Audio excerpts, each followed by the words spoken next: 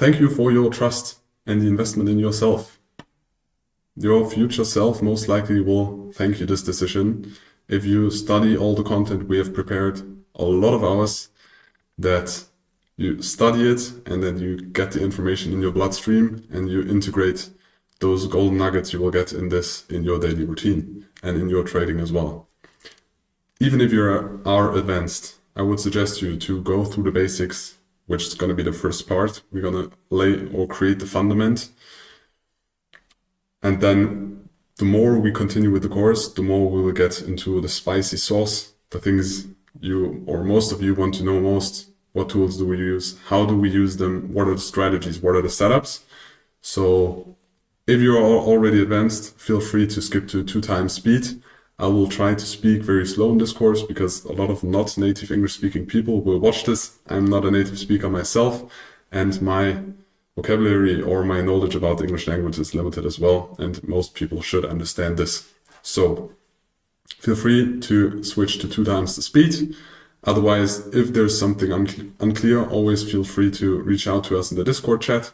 But please first go through the whole course because I think most questions will be answered in this. Maybe at a later point, because we need to decide when do we put what information. And we decided for one structure. Maybe you think, okay, but now there I still have open questions, and maybe this loop or this open loop or information loop will be answered later in this course. So thank you again.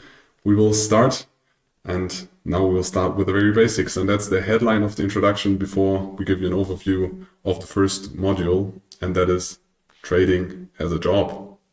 Because this is the most relevant information we want to give you at first.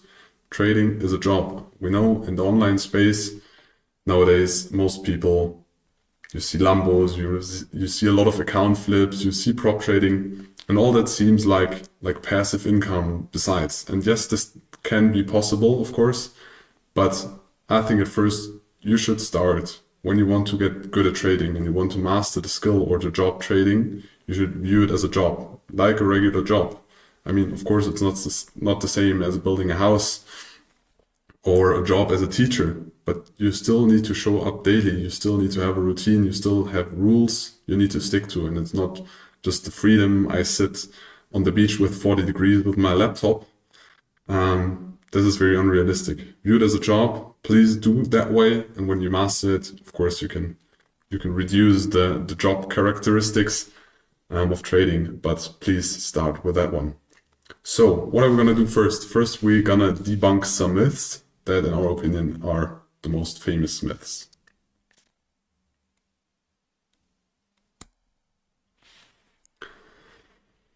So, trading is not an easy job. As I already told, most people fail in this job, and it is a job. It's not easy.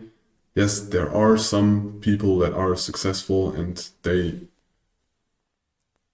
give you the feeling on social media that it's easy because most people sell a lot of stuff or want to sell you something, and if you tell somebody that it's hard, it's more unlikely that you're going to buy this product because everybody of us or most of us want to choose the easy way. It's just the goal, or people want to be efficient. We want to work less and reach more, and I think it's completely human, but trading is not an easy job. Yes, when you master it and when you visualize it as you only press red and green buttons, what I like to answer when people ask me, what are you doing in trading? And they're like, okay, but what is it specifically? And I'm like, it's just pressing red and green buttons. But of course it is more than that. But trading is not an easy job. It's not a way to get rich quick. Okay? Rather slow if you do it consistently, if you focus on the process, and then you use the interest on interest. Because when you do risk management, we will get into that later, you can use the capital you risk, and the more capital you have, and you do risk management percentage-wise, so you risk 0.1% per trade, for example. Of course, it's going to be more if the capital is bigger, so you use the interest on interest and the benefit of this to gain or make gains long term, but this happens slowly over time. This is not a fast process. So the confirmation is very delayed to the effort you're going to put in. And please do not hope for a lucky strike. A lot of people open like risk to reward trades with the 1 to 100, but the hit rate is going to be so low. The likelihood of you sticking to this trade is so low. Don't hope for the lucky strike. Develop a process, develop a routine, and then stick to it long term. On the internet, you see in every space, you see the lucky guys, the guys that made it, but you don't see the thousands, tens of thousands, millions of people that failed in this. For example, in the beginning when I started, and in the crypto space, there was High Stakes Capital. He's still on Twitter nowadays. He started with a very small account and publicly traded it, and was publicly on the broker leaderboards to I think 150 million. But then he also crashed down to 20 million again. And of course, he recovered, but thousands of people tried the same and they failed, but you don't see him. They don't have the same following. So the way you see the success in the space is always shifted, because you only see the successful ones and you don't see the ones that fail, or you see way less people that fail than people that succeed. If you want to hope for a lucky strike, or then just go gambling, do sports betting, do the lottery, or gamble, but don't view it as trading. We don't view it that way. We don't want to teach you that way. View it as a job. Now, what trading really is. Trading is a process, or the repetitive process of short-term financial decisions. So you try to multiply or make gains on your capital through financial decisions, and a lot of them. Depends on if you're scalping, if you're day trading or swing trading, how high the frequency of this is, but you do a lot of financial decisions. Important to add here is doing nothing and not investing, not opening a trade is also a financial decision, and very often it's a good financial decision. It feels kind of wasted time when you do analysis and then you decide, okay, but now I'm going to do nothing, but very often it's good. Rule number one is always preserve your capital, protect your capital, don't lose capital. And you don't need to trade. Yes, it feels kind of weird in the beginning because you invest the time and then you want to do something. But very often, if you don't feel safe, it's not a very good setup, you feel like the market conditions are not the ones you're used to, just don't make a financial decision. This can be one as well. But trading as itself the goal is to increase your capital through short-term financial decisions, because otherwise it would be investing. So you should build a process to achieve consistent profits in the markets. This should be logical, so it should not be, oh, I heard this. You should understand the logic behind it, why you do it. We're going to go deeper into that when we explain the strategy. We don't just explain, oh, you do ABC and that's going to work. You need to understand why it's working, or what's the logic behind it, because otherwise it's going to be very, very difficult that you have trust in the strategy and to stick to it long term. And the process you need to develop and the data you need to gather.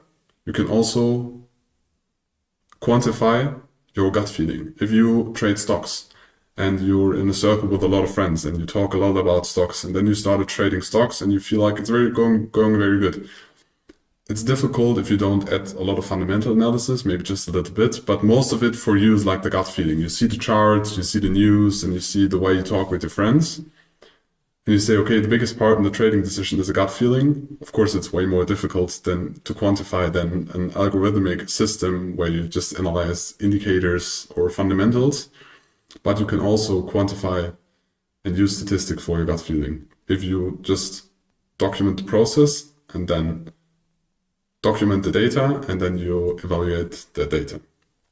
So the goal is to achieve consistent profits over long term, and you need to outperform the market. Otherwise, your time investment in the market is not going to be worth it. So and the last important things we decided to put here at the beginning is that you need to be there every day. Yes, it does not sound like fun. Maybe in the beginning it's fun, but at some point it's going to get repetitive, as in most jobs. But if you don't show up every day, the likelihood of you disconnecting to the market is very high. When you treat it like an on-off relationship, you don't synchronize with the markets. The markets behave differently to different news because the macroeconomics change, the market participants change, it changes, the liquidity changes. And you need to be in sync, so you need to synchronize with the markets, and then you At some point, you start to connect the information, the analysis you do, the fundamentals, the technicals, the way the markets behave. If you look at the order book, but also if you look at the price action intraday, what happens there? What impact do news have? And for that, you need to be in the market every day. You need to connect the things you read in the morning, the analysis you do, with the results. And if you don't do it, it's going to be very difficult to be consistent profitable if you just treat it like an on-off. It's like, oh yeah, now I have time to do it, and now I don't, and then I have time to do it.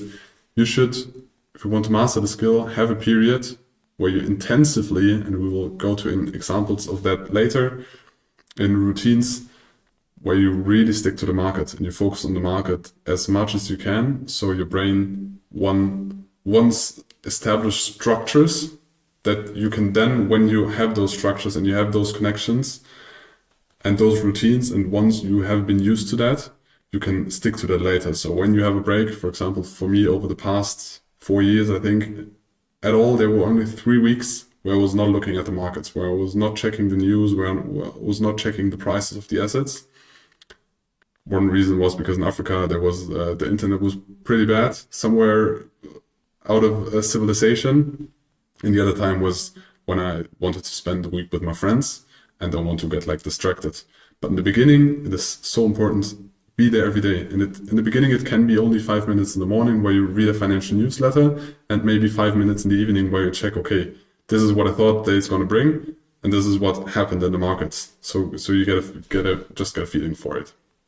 Very important. This is, in our opinion, what trading really is.